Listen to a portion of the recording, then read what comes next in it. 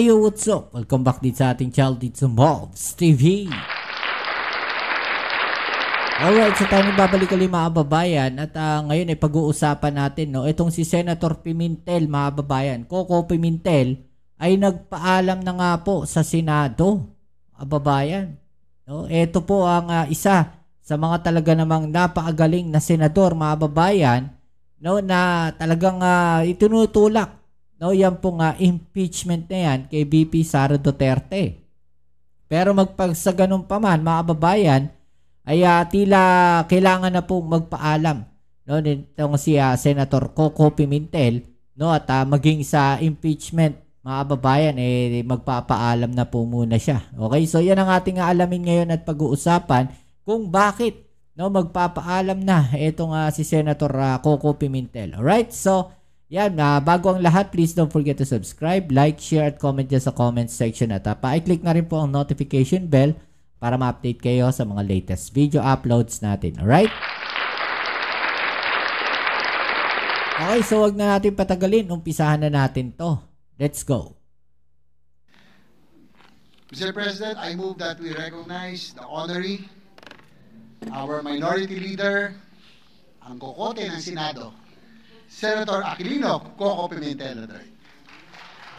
Our distinguished minority floor leader, Senator Coco Pimentel, is recognized. You may proceed, sir. Thank you, Mr. President. Mr. President, my dear colleagues, our Senate staff, our Senate Secretariat, our guests, my Commander-in-Chief is also here, our dear countrymen. Magandang gabi po sa inyo lahat. I am about to deliver my valedictory speech. This is one perk of being a senator which I would relish the most. My father was the valedictorian of all his classes throughout his academic life, from elementary, high school, college, and even up to College of Law. I was never a valedictorian, but I still get to deliver a valedictory speech. Swerte ko naman. Sabi ng ating konstitusyon, sovereignty resides in the people and all government authority emanates from them. I have been blessed by God and the Filipino people with the opportunity to hold a high government position. These 13 plus years I have spent as a senator in the service of the Filipino people have been the most fulfilling years of my life. This is an opportunity and an experience not given to many. I am very grateful to the universe for this. Who would have predicted or who would have thought that this would happen to an introvert person like me? My Senate journey began not in the usual way, but through an extraordinary and unique experience that tested our resolve and faith in the democratic process. But I am grateful that what began as an electoral protest has since grown into a relationship marked by mutual respect, collaboration, and even friendship. A reminder,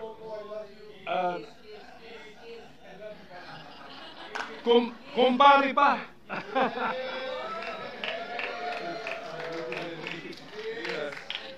So a reminder that in the end, we are all here to serve the Filipino people. So let me go back to the decision which allowed me to be part of this chamber, Mr. President. Siguro nalimutan na nila pero hindi ko po nalilimutan. Yung mga senador who voted to allow me to sit in the Senate in my protest way back in August 11, 2011. Pia. Cayetano. So, hindi ko nalilimutan yung Pia. So thank you very much. Bong, baka nalimutan mo na, but you were part of it. Thank you very much. Bong, and of course, returning Senator Kiko Pangilinan and former Senator Gregor Asan and Sonny Trillanes, and also Lito Lapid was a member of the set. And I just want to make it of record, Mr. President, the justices from the Supreme Court who made possible my stint as a senator then Senior Associate Justice, the Chairman of the SET, Antonio Carpio, Associate Justice Teresita Leonardo de Castro, and Associate Justice Arturo Brion. So this chapter in my life, while unconventional, set the tone for the kind of public service I aspire to offer. One rooted in truth and justice, constitutionalism, rule of law, and the unwavering dedication to serve the people's interest. Napansin nga ni Senator Risa Ontiveros, because this is our last day, so I'm about to end my tenure as a senator. Sabi niya, ang bookends ng political life mo, andito si Comelec sa umpisa, andito pa rin si Comelec sa dulo. So, because if you remember, my dear colleagues, last December 11, 2024, you were already congratulating me. Oh, but that was 6 months ago. So 6 months later, hindi pa rin tapos ang issue na yun. So I hope nagilang anghel kayo nung 6 months ago, Mr. President. In 2016, this chamber entrusted me with the honor of being Senate President, a role previously held by my father, Senate President Nene Pimentel. Can I reveal, Ma'am Lauren, can I reveal that ikaw may kasalanan nito? Yes, opo. Wala po akong ambisyon. Ako po'y tinawagan ni Senator Lauren at sinabihan na, mag-ambisyon ka maging Senate President. Okay, so for 22 months, I endeavored to uphold my vision of a Philippine society which is just and fair, which saves and shares, scientific, peaceful, educated, healthy, democratic, and which is most of all happy and free with overflowing love of God and country. So passing a law is a collective effort. So together, all of us, during my time as Senate President, we started or passed landmark measures.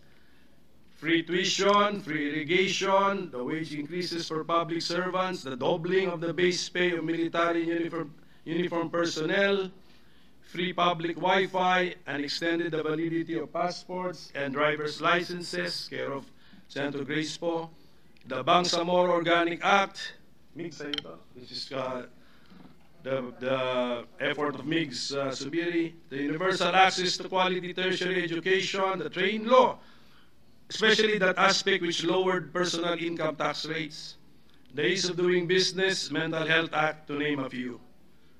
I would also like to thank all of you for helping me pass or for designating me to be the sponsor or co-sponsor of many other laws involving creation of courts, the NBI Modernization Act, the Estate Tax Amnesty Law, the Retail Trade Liberalization Amendments, the creation of the Department of Migrant Workers, Joel, the Creative Industries Development Act and the Centenarians Act, both laws with the help of IME, the Government Procurement Reform Act, the Archipelagic Sea Lanes Act with the help of TOL, among others. One of the great privileges of serving in this chamber has been meeting and learning from some of the finest minds in our country's political and legislative history. I am grateful to have learned from their wisdom and of course from your wisdom, my dear colleagues, and your wit and your statesmanship. My time as minority leader has been most fulfilling too. I have learned a lot having been forced to read almost all of your bills. Totoo. Pero hindi kaya. Yeah, I said almost all. So I thank my compatriot in the minority of two, Senator Risa Ontiveros, for electing me as the minority leader. Ganun kasimple yung aming eleksyon, actually, Mr. President. So, iwan ko na lang po sa inyo bilang pakiusap ko ang mga panukalang batas na na-file ko na sumasalamin sa aking mga personal na advokasya. Kabilang dito ang pagtatag ng ospital para sa mga senior citizens. Sana si Senator Bongo, sana pansinin naman niya ito. Ang modernisasyon ng Philippine Orthopedic Hospital. Ito, pag-isipan niyo po ito na mabuti, ang pagbuwag ng travel tax. Because, I mean, nasa Constitution kasi that is, we have the right to travel, so we do not tax a right. At ang integrasyon ng computer programming sa basic education curriculum. Tama. Sinusulong ko rin ang reforma sa People's Initiative and Referendum Act, pakitingin na lang po. And also, I filed some measures designed to discourage negligence and recklessness. Ito yung tinatawag ng mga quasi-offenses sa dami ng mga aksidente ng mga bus, mga heavy vehicles leading to injuries as well as loss of lives. Pag-aralan po natin ito. Marami akong lessons learned. For example, sana po nagkamali, paano nyo kami nautakan, oh. Yes, paano nautakan ng majority ay minority, tapos, actually may pagkakamali kami na present kaming dalawa, kung absent yung isa, meron sana kaming parliamentary maneuver na nagawa, pero hindi ko na muna i-detalye, ikwento lahat ito, kasi ang bala ko isulat ito sa isang libro para naman merong pang bumili ng libro ko. Okay? So I owe this journey to many. Hindi ko po ito narating na mag-isa. So to my colleagues, all of you, so if I look around, I think I've spent enough time in this chamber and I've been siguro so involved in your professional lives that I think I have personal relationships with all of you. Actually, with all of you. Ito, si Sir Bato, si Bongo, si Robin. May kaso pa nga kami. We are fighting over a political party. And because of that,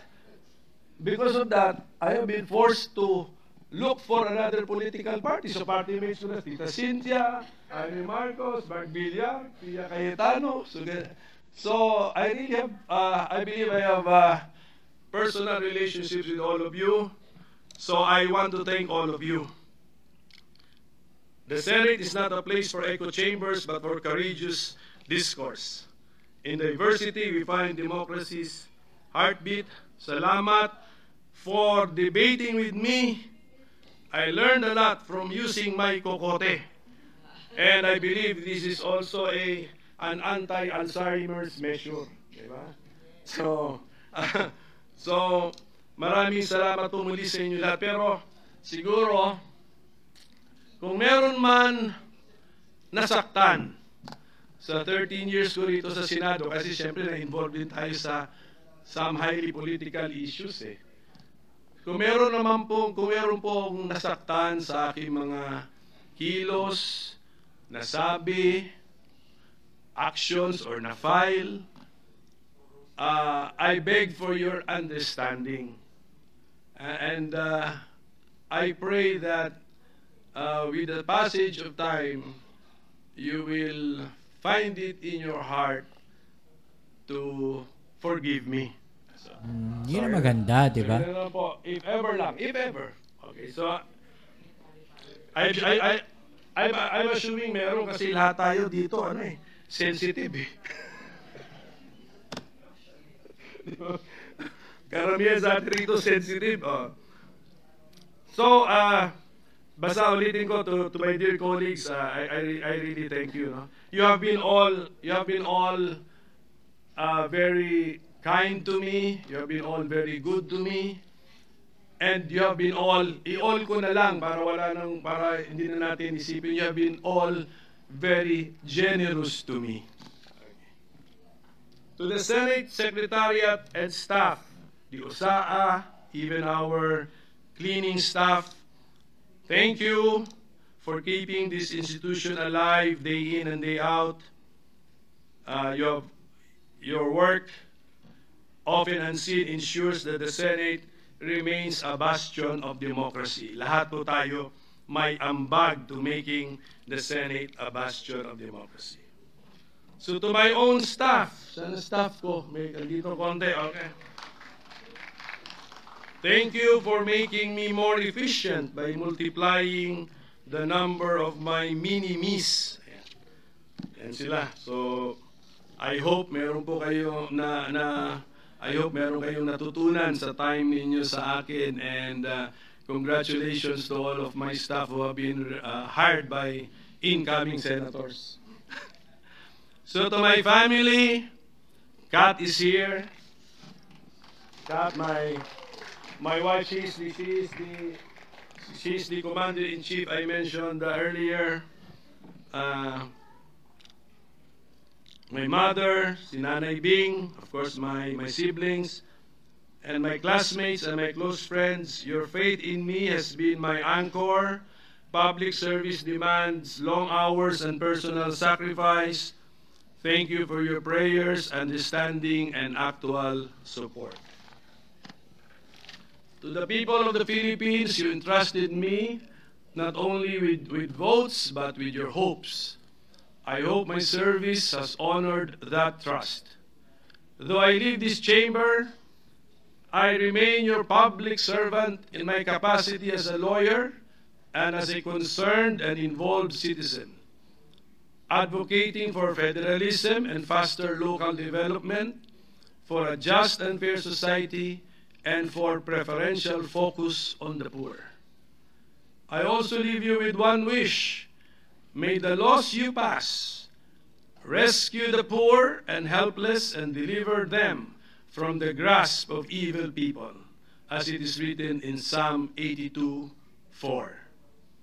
I leave carrying with me the lessons from this chamber, the friendships I have made, and the love I have deepened for this country. Public office is borrowed time, and my time here, though ending, will always remain a chapter I will cherish. It has been the honor of my life to serve you as Senator of the Republic of the Philippines. Maraming salamat po sa Sambayanang Pilipinas. Thank you, Senator Pimentel. Alright, so yung mga babayan, no? Narinig natin ang speech at medyo may patama pa doon sa tatlo. Na marami rin siya talagang batas na nagawa, mga babayan. Yun lang, syempre, kailangan na niyang mag-step down, no? Hopefully, sana sa mga susunod na eleksyon, sa susunod na halalan, ay muli nating makita itong si Senator Coco Pimentel. Okay? So yan, muli, maraming salamat sa lahat ng mga patuloy na kasuporta dito sa ating channel. Kita-kits tayo sa ating next video upload. Ito muli yan yung kay Mobs sa Mobs TV. Peace. ML.